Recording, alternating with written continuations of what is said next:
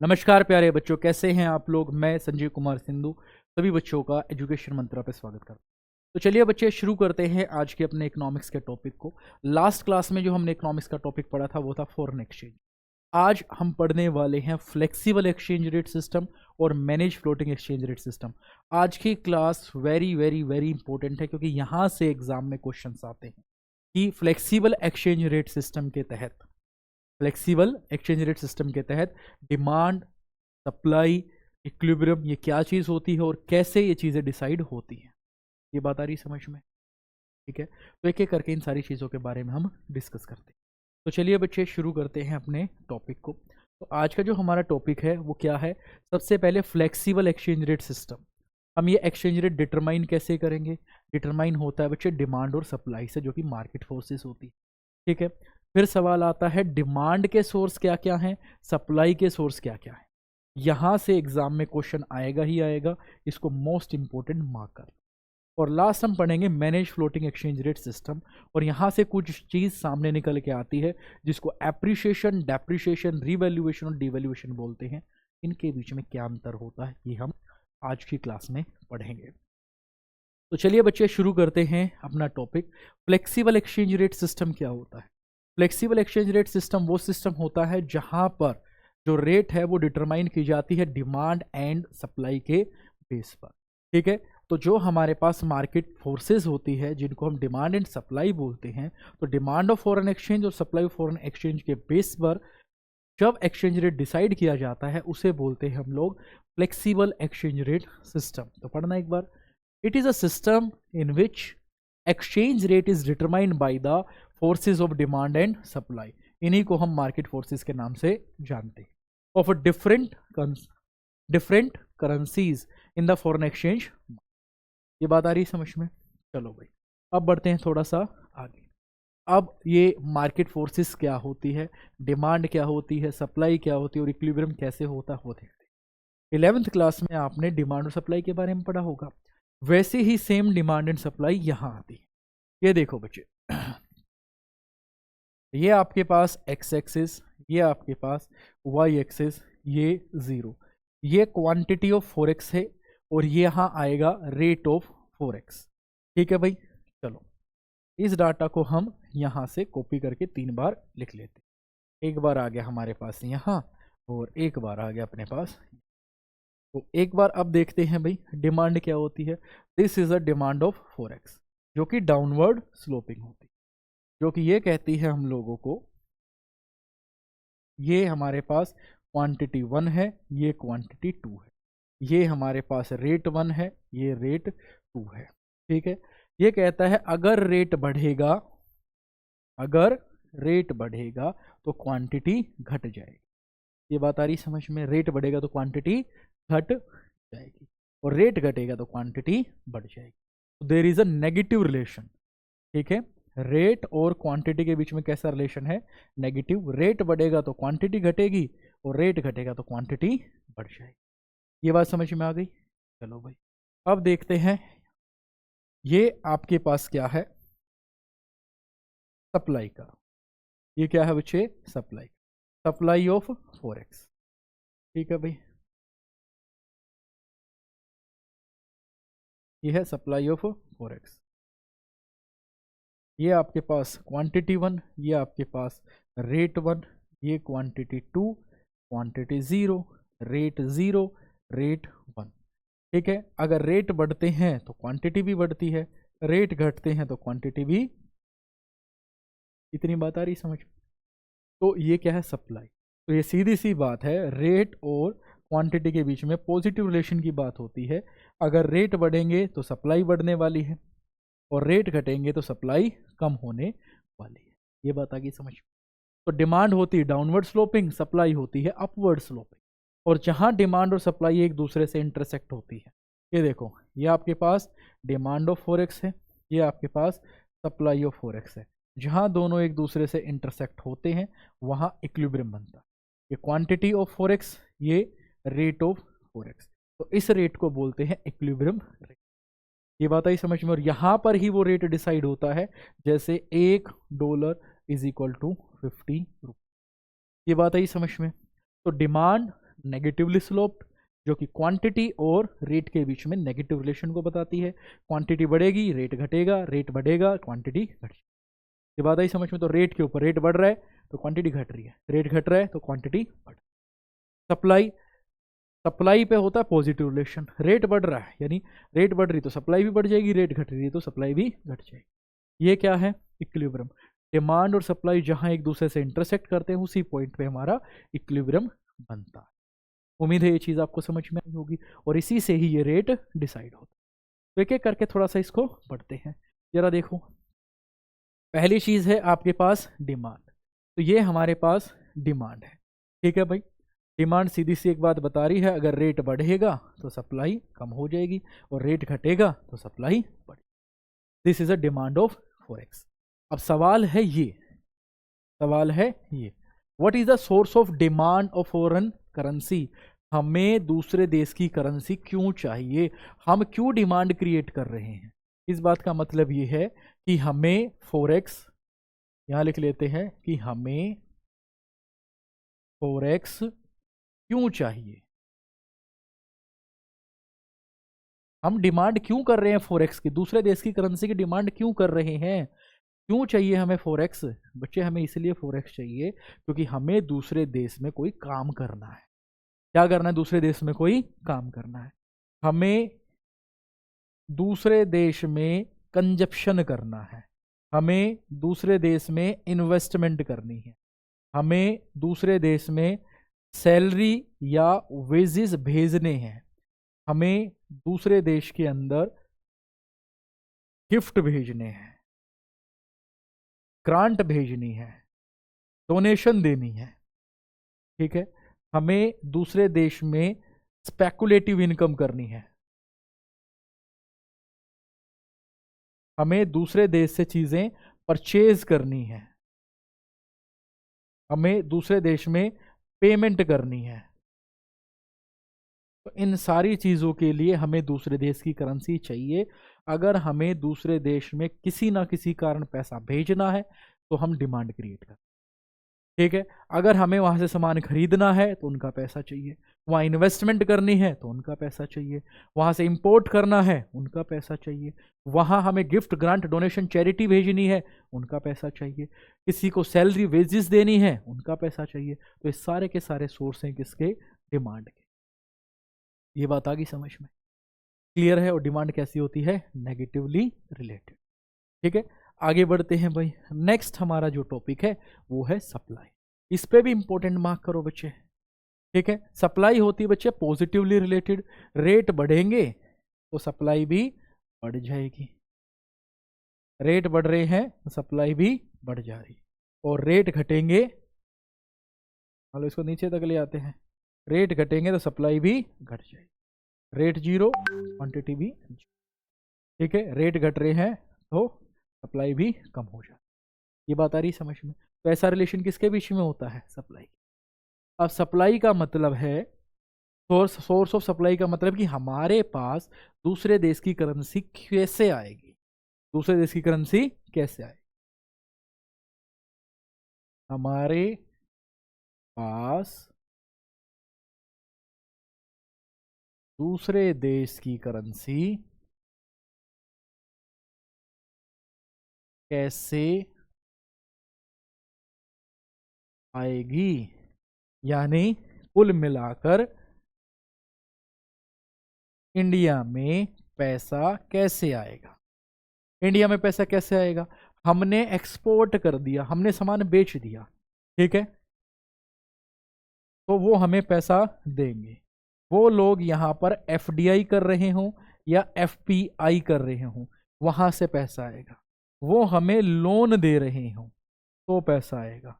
उनको इंडिया में wages and salary पे करनी है, वेजिस और सैलरी पे करनी, हो सकता है उनको कोई बिजनेस हो इंडिया में तो यहाँ के लोगों को वेजिस सैलरी पे करनी, या फिर उन लोगों को गिफ्ट देने हैं, ग्रांट्स देने हैं, ठीक है, डोनेशन देनी है, ठीक है, या फिर स्पेकुलेशन करना है, सट्टेबाजी वाली इन्वेस्टमेंट करनी, इसको बोलते हैं स्पेकुलेशन।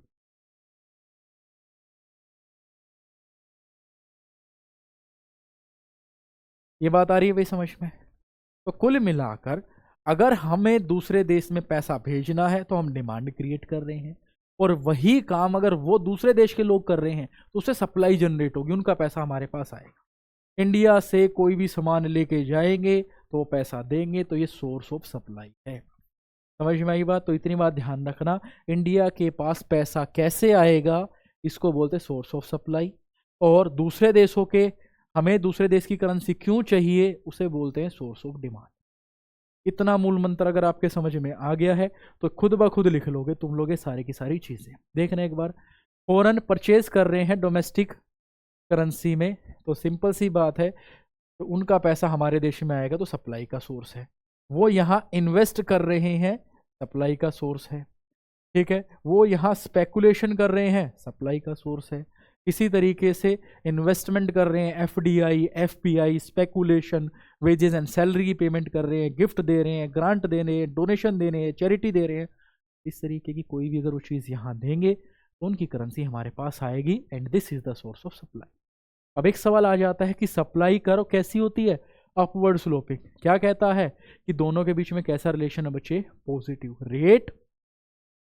रेट और क्वांटिटी, रेट बढ़ेगा क्वांटिटी बढ़ेगी, रेट घटेगी क्वांटिटी भी घट जाएगी। उम्मीद है चीज़ आपके समझ में आ गई होगी। ठीक है, आगे बढ़ते हैं बच्चे इसी के साथ। अब ये देखो, जहां डिमांड और सप्लाई एक दूसरे से इंटरसेक्ट करती है उस पॉइंट पे आता है इक्विलिब्रियम, और यहाँ ये रेट डिसाइड हो जाता है कि $1 50 हो गया, हालांकि अभी चल रहा है 90 रुपये। ठीक है, तो आप इसको मान लेते हैं जैसे $1 बन गया 90 रुपीज़। डिमांड और सप्लाई, इसे बोलते हैं इक्विलिब्रियम रेट का डिसाइड होना। तो आपको ये चीज़ समझ में आ गई कि कैसे फ्लेक्सिबल एक्सचेंज रेट सिस्टम के तहत एक्सचेंज रेट डिसाइड होता है। जहां डिमांड और सप्लाई एक दूसरे से इंटरसेक्ट करती है तो इस बीच वाले पॉइंट पे क्या बनेगा? इक्विलिब्रियम बनेगा। समझ में आ रही बच्चे बात? ऑडियो क्लियर है मेरी आपको? ठीक है, आगे चलते हैं। अब पढ़ेंगे manage floating exchange rate. Manage floating exchange rate क्या होता है? अभी देखो फ्लेक्सिबल पढ़ा हम लोगों ने। फ्लेक्सिबल एक्सचेंज रेट सिस्टम क्या था? जहाँ डिमांड और सप्लाई एक दूसरे को इंटरसेक्ट कर, और इसी में अगर गवर्नमेंट इंटरफेयर करती है, इसको कम या ज़्यादा डिसाइड करते हैं, उसको मैनेज फ्लोटिंग एक्सचेंज रेट बोलते हैं। ठीक है, तो चलो देखते हैं मैनेज फ्लोटिंग एक्सचेंज रेट क्या होता है। Manage floating exchange rate is a system of exchange rate which is a mixture of fix exchange rate and flexible exchange rate. Fixed और फ्लेक्सिबल एक्सचेंज रेट का हाइब्रिड वर्जन यानी इनका mix version क्या कहलाता है? Manage floating exchange rate system. जहां पर demand supply एक दूसरे से इंटरसेक्ट करती है वहां एक रेट डिसाइड होता है। ये क्वांटिटी ऑफ फॉरेक्स है, ये रेट है। जैसे $1 90 अगर ये गवर्नमेंट को पसंद नहीं आता है तो गवर्नमेंट इसको नीचे या ऊपर डिसाइड कर सकते हैं। अगर इसको नीचे डिसाइड करा तो $1 हो गया मान लेते हैं 85 रुपये का, और ऊपर डिसाइड करा तो $1 हो गया है 95 रुपये का। ठीक है, ये काम जो है वो गवर्नमेंट करती है, और गवर्नमेंट ने ये काम किसको दे रखा है? आरबीआई को दे रखा है। ये बात आ रही समझ में? और इस तरीके की इंटरफेरेंस करना और इंटरफेरेंस करके रेट डिसाइड करना क्या कहलाता है? Manage floating exchange rate of system. समझ में आ रही है बात? बोलो हाँ, बहुत बढ़िया। अगर समझ में आ रही है तो अब चलते हैं बच्चे आगे। ठीक है, अब कुछ छोटे छोटे से टॉपिक हैं जो आपके समझने जरूरी हैं। पहला currency appreciation, currency depreciation, currency revaluation और करेंसी डिवैल्यूएशन। ये most most most important topic है।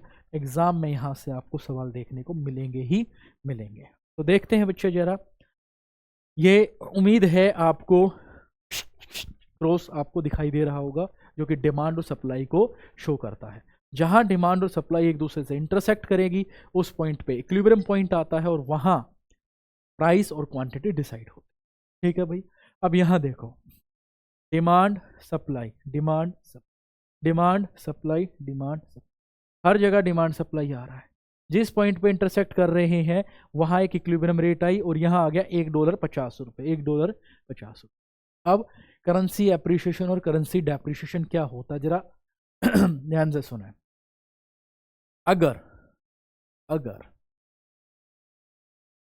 डोमेस्टिक करेंसी की परचेजिंग पावर बढ़ जाती है, क्या बोला मैंने, परचेजिंग पावर बढ़ जाती है, उसे एप्रिसिएशन बोलते हैं। और अगर परचेजिंग पावर घट जाती है उसको डेप्रिसिएशन। जरा इस चीज को समझते हैं। अब सुनना बच्चे, एक बात ध्यान से, क्या हो सकता है, अब ये करेंसी एप्रिसिएशन और डेप्रिसिएशन जो है वो हमारे पास फ्लेक्सिबल एक्सचेंज रेट सिस्टम का पार्ट है। फ्लेक्सिबल एक्सचेंज रेट सिस्टम जहां पर डिमांड और सप्लाई बढ़ती और घटती है। अगर डिमांड बढ़ेगी तो वो राइट साइड जाएगी, कहाँ जाएगी, राइट साइड। और डिमांड घटेगी तो कहाँ जाएगी, लेफ्ट। ये D1 है, बढ़ गई तो D2, ये D1 है, घट गई तो D0, D ऐसे ही सप्लाई है, बढ़ गई तो S1, घट गई तो S0। और ऐसा करने से एक इक्विलिब्रियम जनरेट हो रहा है, वो है ये वाला। ये नया इक्विलिब्रियम आ गया, ये E1 था तो ये E2 आ गया। ठीक है, आपकी पहली क्वांटिटी, ये दूसरी क्वांटिटी, ये पहला प्राइस, ये दूसरा प्राइस। ये देखो क्या हो गया, $1 इज इक्वल टू 60 रुपये। डिमांड के बढ़ने की वजह से, देखना, डिमांड की बढ़ने की वजह से क्या हो गया, ये रेट बढ़ गया। ये रेट क्या हो गया, और दूसरी तरफ क्वांटिटी भी क्या हो गई, डिमांड बढ़ने की वजह से रेट भी बढ़ गया। देखो जरा, रेट भी बढ़ गया और क्वांटिटी भी। अब यहां देखो इंपॉर्टेंट बात है, पहले 50 रुपए में $1 आता था, अब 60 रुपए में $1 आ रहा है। इसका मतलब रुपए की परचेजिंग पावर घट गई है। जब रुपए की परचेजिंग पावर घटती है इसको हम डेप्रीशिएशन बोलते हैं। क्या बोलते हैं, डेप्रीशिएशन। ये बात आई समझ में। डिमांड बढ़ने से रेट और क्वांटिटी दोनों बढ़ती है, रुपए की परचेजिंग पावर कम हो जाती है और इस सिचुएशन को हम डेप्रीशिएशन बोलते हैं। डिमांड कम होने की वजह से देखो क्या होगा, मेरे पास इक्विलिब्रियम 1 से इक्विलिब्रियम 0 आ जाएगा, क्वांटिटी 1 से क्वांटिटी 0 और रेट 1 से रेट 0।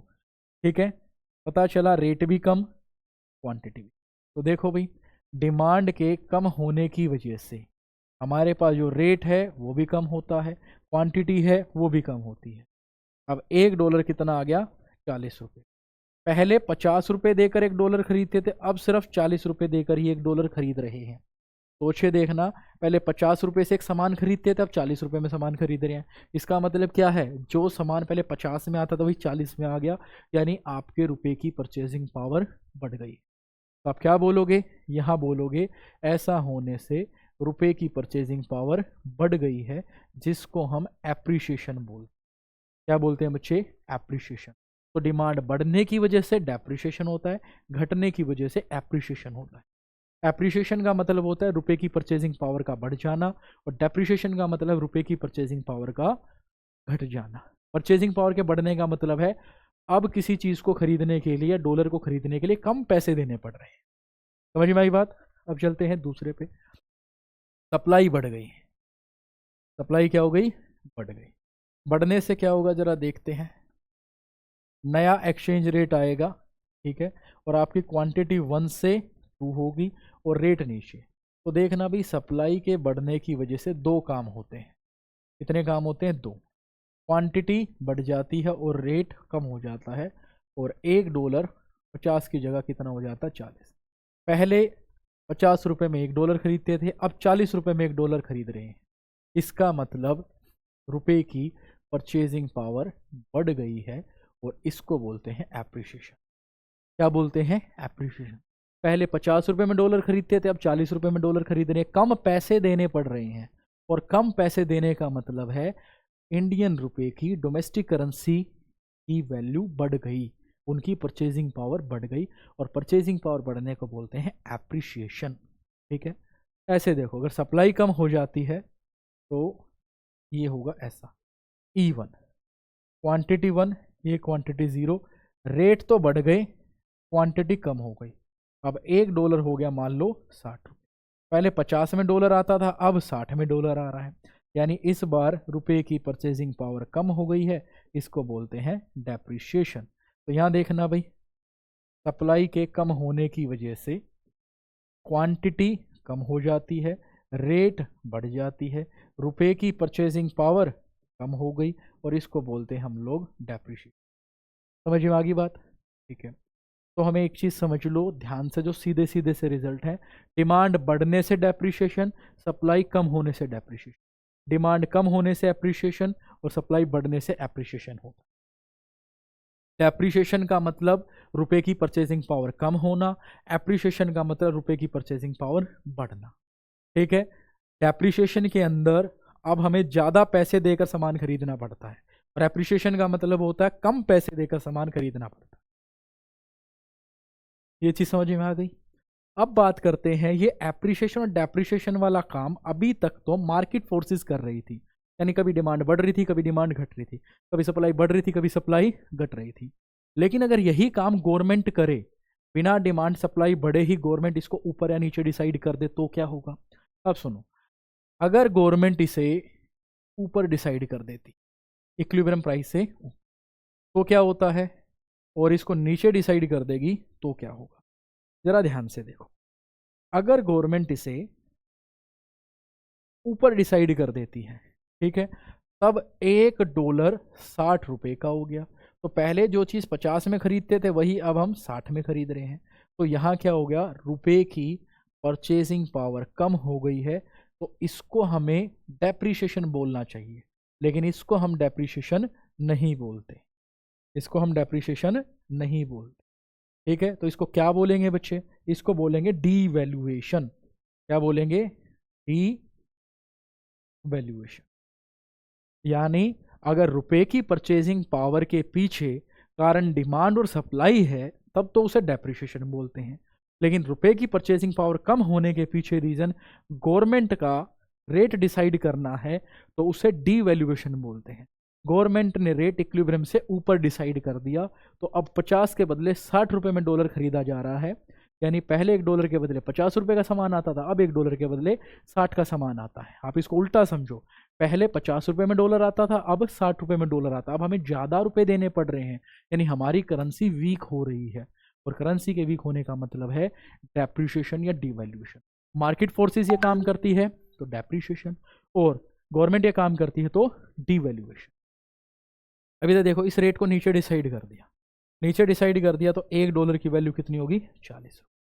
पहले 50 रुपए में डॉलर आता था, अब 40 रुपए में डॉलर आ रहा है। तो रुपए की परचेजिंग पावर क्या हो गई? बढ़ गई। और जब रुपए की परचेजिंग पावर बढ़ जाती है तो हम उसको एप्रिशिएशन बोलते थे। क्या बोलते थे? एप्रिशिएशन। लेकिन अब इसको एप्रिशिएशन ना बोलकर हम क्या नाम देंगे? अब हम इसका नाम देंगे रीवैल्यूएशन। क्या नाम देंगे? रीवैल्यूएशन। तो दोनों में सिमिलरिटी देखो, एप्रिशिएशन और रिवैल्यूएशन दोनों का मतलब सेम है, रुपए की परचेजिंग पावर बढ़ जाना। लेकिन दोनों के पीछे रीजन क्या है? अगर रुपए की परचेजिंग पावर बढ़ती है डिमांड और सप्लाई की वजह से, तो उसे बोलते हैं एप्रिशिएशन। और रुपए की परचेजिंग पावर बढ़ती है गवर्नमेंट की वजह से, गवर्नमेंट के इंटरवेंशन करने की वजह से, उसे बोलते हैं रिवैल्यूएशन। ऐसे ही डेप्रिशिएशन और डिवैल्यूएशन। ठीक है, अगर रुपए की परचेजिंग पावर कम हो जाती है गवर्नमेंट के इंटरवेंशन की वजह से, तो उसे तो बोलेंगे डिवैल्यूएशन। और ये होता है मार्केट फोर्सेस की वजह से, तो बोलते हैं डेप्रिशिएशन। समझ में आ रही बात? दोनों ही केसेस में रुपए की परचेजिंग पावर कम होती है, गवर्नमेंट इंटरवेंशन की वजह से डिवैल्यूएशन, डिमांड एंड सप्लाई की वजह से डेप्रिशिएशन। डिमांड बढ़ गई या सप्लाई कम हो गई, इसकी वजह से डेप्रिशिएशन होता है। सप्लाई बढ़ गई या डिमांड कम हो गई, इसकी वजह से एप्रिशिएशन होता है। इधर देखो, इक्विलिब्रियम प्राइस से ऊपर रेट डिसाइड कर दिया जाए तो डिवैल्यूएशन होता है, इक्विलिब्रियम प्राइस से नीचे डिसाइड कर दिया जाए तो इसे डिवैल्यूएशन, इसको रिवैल्यूएशन। समझ में आ गई बात? दोबारा देख लो, इक्विलिब्रियम रेट से ऊपर डिसाइड करेंगे तो ज़्यादा पे करना पड़ रहा है, तो ये डिवैल्यूएशन है। इक्विलिब्रियम रेट से नीचे डिसाइड कर दिया जाए, अब कम पे करना पड़ रहा है, तो ये रिवैल्यूएशन है। समझ में आ गई बात? तो दोनों को, तीनों के बीच में अंतर समझ में आ गया? तो अंतर क्या क्या आ सकता है? रिवैल्यूएशन, डिवैल्यूएशन, इनके बीच में डिफरेंस। एप्रिशिएशन, डेप्रिशिएशन, इनके बीच में relation. Depreciation, devaluation, appreciation, revaluation, इन चारों के बीच में आपके पास सवाल आ सकता है। तो सवाल देखना किस किस में आएगा?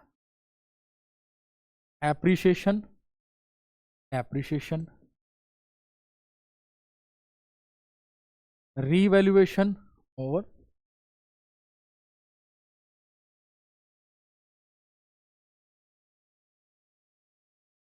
तो इनके बीच में डिफरेंस आता है। पहला डिफरेंस इनके बीच में, दूसरा डिफरेंस इनके बीच में, तीसरा डिफरेंस इनके बीच में, चौथा डिफरेंस इनके बीच में। ठीक है, तो ये आपको बताना है इनके बीच में क्या डिफरेंस है। उम्मीद है टॉपिक तो क्लियर हो गया होगा। ठीक है, डिफरेंस कैसे लिखोगे? ठीक है, एप्रिसिएशन और डेप्रिसिएशन। एप्रिसिएशन के अंदर रुपए की परचेजिंग पावर बढ़ना, डेप्रिसिएशन के अंदर रुपए की परचेजिंग पावर घटना। ये एप्रिसिएशन और डेप्रिसिएशन जो है फ्लेक्सिबल एक्सचेंज रेट सिस्टम का पार्ट है, और रिवैल्यूएशन डिवैल्यूएशन जो है वो manage floating exchange rate system का पार्ट है। डेप्रिसिएशन जो है वो डिमांड के बढ़ने या सप्लाई के कम होने की वजह से होता है, और एप्रिसिएशन डिमांड के कम होने और सप्लाई के बढ़ने की वजह से। ठीक है, रीवैल्यूएशन और डिवैल्यूएशन के पीछे रीजन क्या है? डिवैल्यूएशन का मतलब होता है इक्विलिब्रियम रेट से ऊपर रेट डिसाइड कर देना सरकार के द्वारा, उससे होता है डिवैल्यूएशन, और इक्विलिब्रियम रेट से नीचे डिसाइड कर देना उसे बोलता है रीवैल्यूएशन। ठीक है, एक बार इन चारों चीजों को पढ़ोगे तुम आराम से इसको समझ पाओ। ठीक है, फटाफट इसका स्क्रीनशॉट लो। इन चारों के बीच में एक डिफरेंस पक्का तुम्हें देखने को मिलेगा, तो फटाफट इस पे मार्क करो इंपोर्टेंट। फिर चलते हैं हम आगे।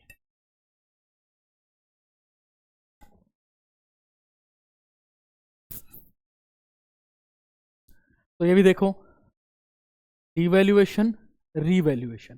ठीक है, कौन सा पार्ट है? Manage floating exchange rate. ठीक है, यहां इसका मतलब है रुपए की परचेजिंग पावर कम होना, इसका मतलब रुपए की परचेजिंग पावर बढ़ना। ठीक है,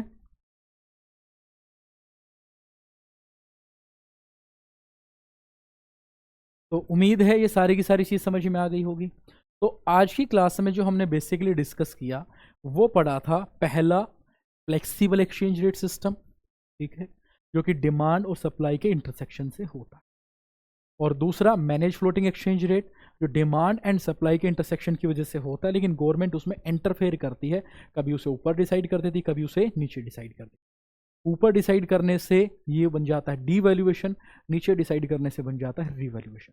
ऐसे ही डिमांड बढ़ने और घटने की वजह से और सप्लाई बढ़ने और घटने की वजह से दो ही एक्टिविटी परफॉर्म होती हैं, एक को बोलते हैं एप्रिसिएशन, दूसरे को बोलते हैं एप्रिसिएशन। डिमांड बढ़ गई, डेप्रिसिएशन, डिमांड घट गई, एप्रिसिएशन, सप्लाई बढ़ गई, सप्लाई बढ़ गई, एप्रिसिएशन, सप्लाई घट गई, डेप्रिसिएशन। उम्मीद है ये वाला टॉपिक आपके समझ में आया होगा। तो टोटली हमारे सारे कंप्लीट हो चुके हैं मैक्रो इकोनॉमिक्स के टॉपिक्स। ठीक है, एक लास्ट टॉपिक बचा हुआ है बैलेंस ऑफ पेमेंट, वो करेंगे हम अगली क्लास के अंदर। तो आज की क्लास यहीं रखते हैं, मिलेंगे अगली क्लास के अंदर। सभी बच्चों का बहुत बहुत